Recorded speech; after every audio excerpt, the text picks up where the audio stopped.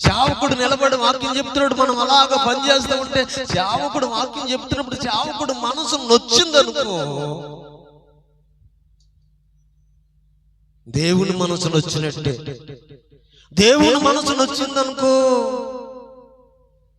ఎంత చదువుకున్నాం కదా ఇర్మియా గ్రంథంలో 6వ అధ్యాయంలో, అలా కదని చెప్పంటే వాళ్ళు దేవుని వాక్యం అంటే సంతోషం లేదన్నారంట.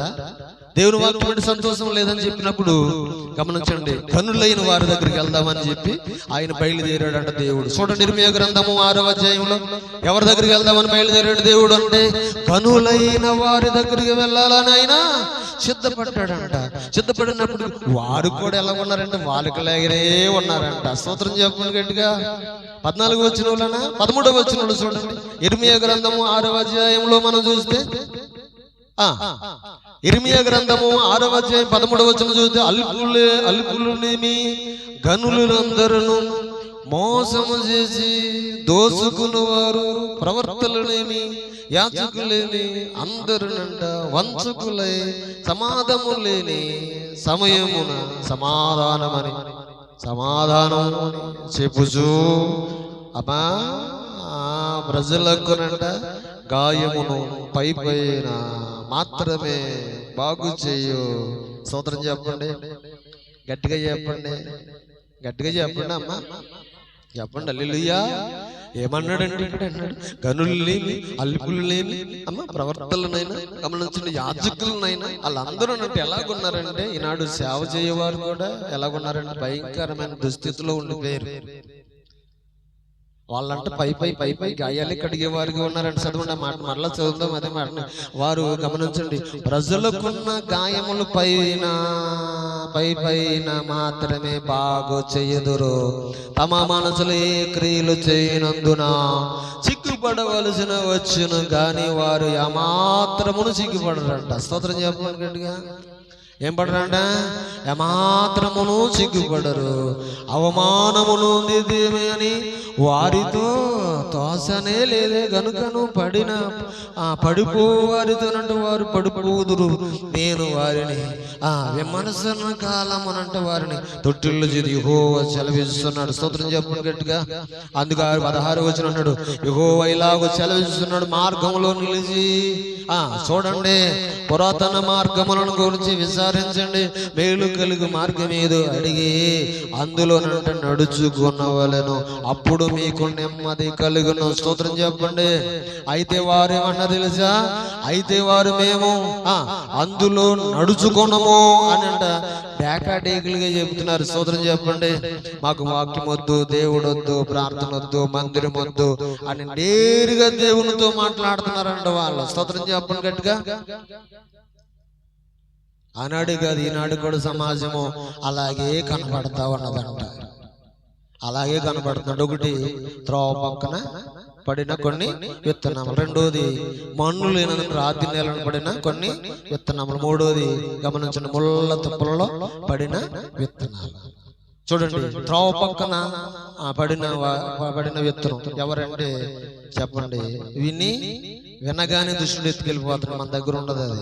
రెండోది మన్ను లేని రాతి నేల, అది ఎవరంటే అంగీకరించి సంతోషిస్తారు అంటే, సంబరపడిపోతారు. అయ్యగారు రేపు నెలలో నేనే భోజనాలు పెడతానంటారు అన్నమాట, సంతోషపడిపోతారు. సభలు పెడతారా, పాంపులెట్లు ఏంటని అంటారు. అయ్యగారు నువ్వు ఎందుకు, మేము ఎక్కడికి వెళ్ళాను, ఇక్కడే ఉంటామంటారు.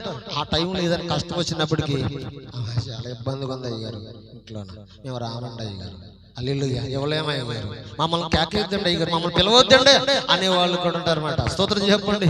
మూడోది ఎవరంటే ముళ్ళ పొదలు, ధనమోసం ఎవరంటే పదవి లేదా డబ్బు, మరో విధముగా ఐశ్వర్యం కలిగిన మరి గొప్పవారుగా ఉన్నప్పుడు గమనించండి, ధనమోసం ఏం చేస్తుందంటే వాక్యాన్ని, దేవుని పరిచర్యను కూడా అడ్డుకుని ఆటంకపరిచే స్థితిలో ఉంటారంట. మంచి నెలను పడిన వారు ఎవరంటే వాక్యము ఎవరంటే విని గమనించండి, చక్కగానంట అంగీకరించంట ఆ వాక్యము హృదయం నిండా నింపుకుని 30 గాను 60 గాను 100 గానంట ఫలించువారు. స్తోత్రం చెప్పండి హల్లెలూయా.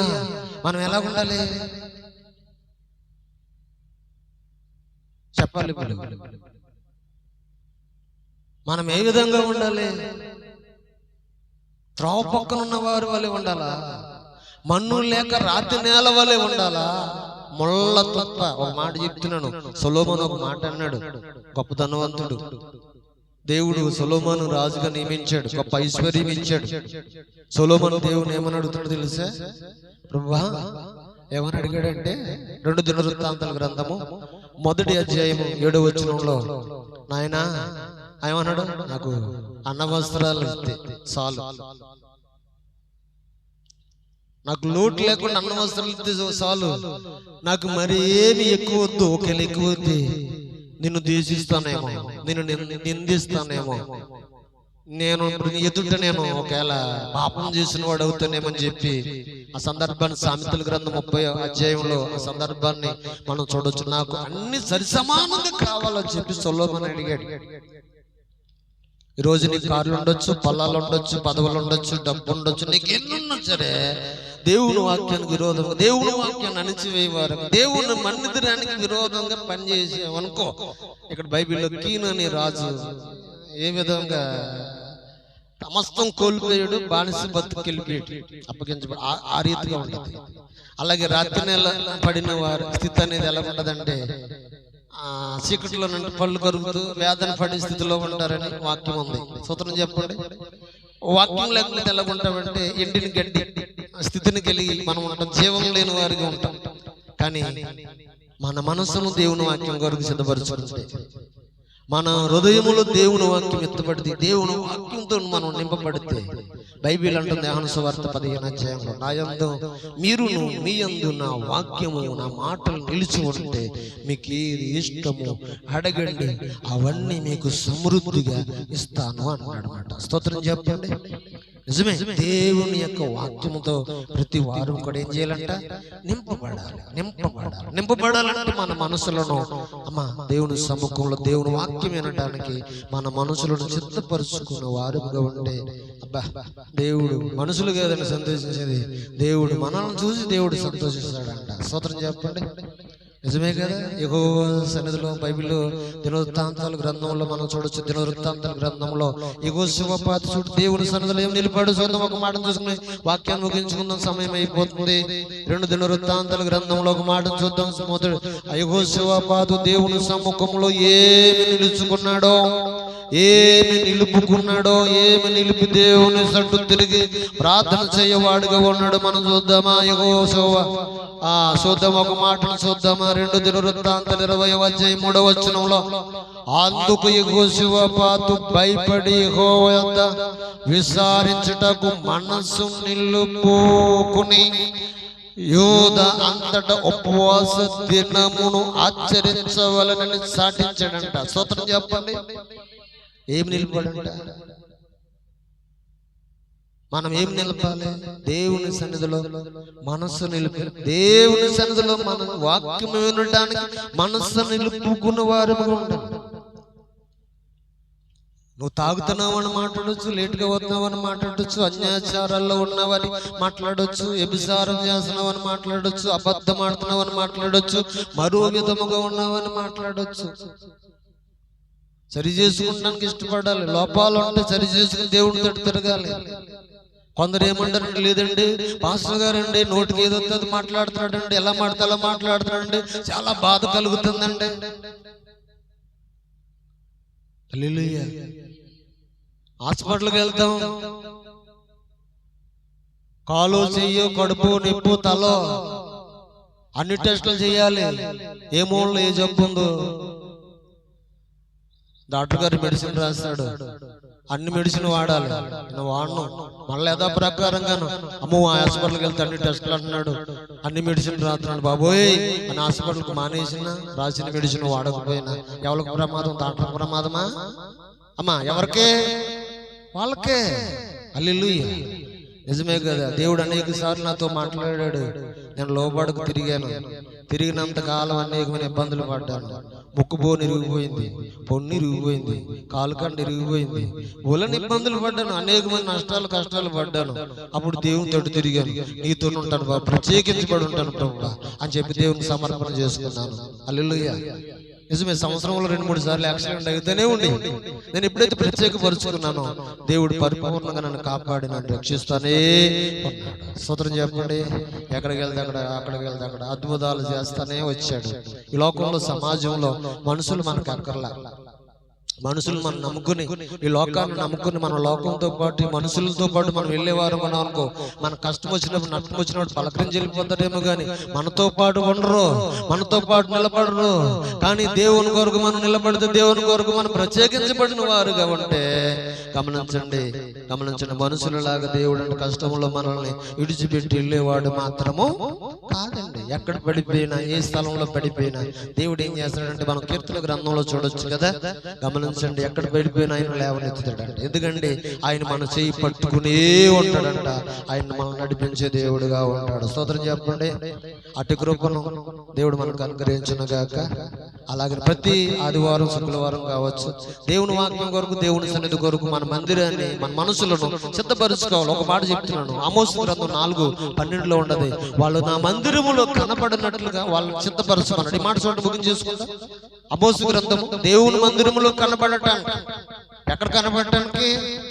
ఆమోసు గ్రంథంలో ప్రభు మాట్లాడుతున్నాడు, వారు నా మందిరములో కనిపించినట్లుగా వారి మనసులను సిద్ధపరచమని చెప్పి ఆమోసుతో మాట్లాడుతున్నాడు. 4:12 మాటలు చూద్దాం, చూడండి. ప్రభు ఆత్మ మాట్లాడుతున్నాడు 4:12. కాబట్టి చూడండి,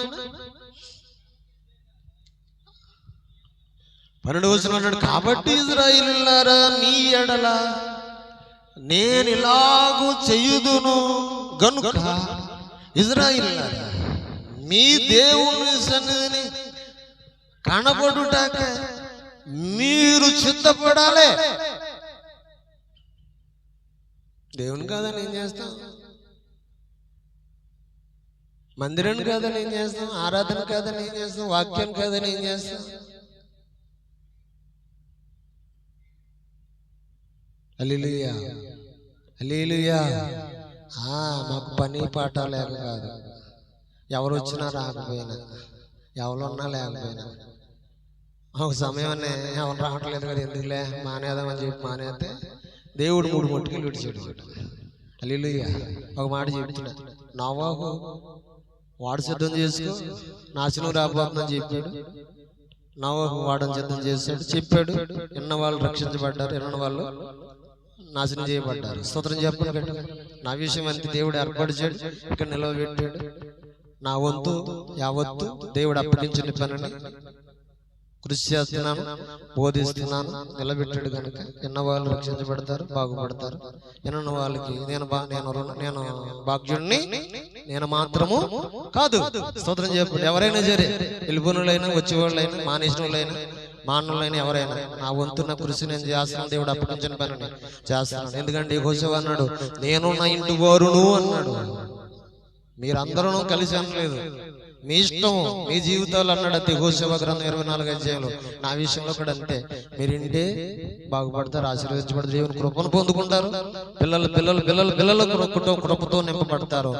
మరి వినలేదనుకో అలాగే ఉంటారు. దేవుడు వినగలిగిన మనసు సిద్ధపడి కృపను యోగ్యత మీకు అనుగ్రహించి దేవుడు నడిపించును గాక. మోకరించని ప్రార్థన చేసుకుందాం.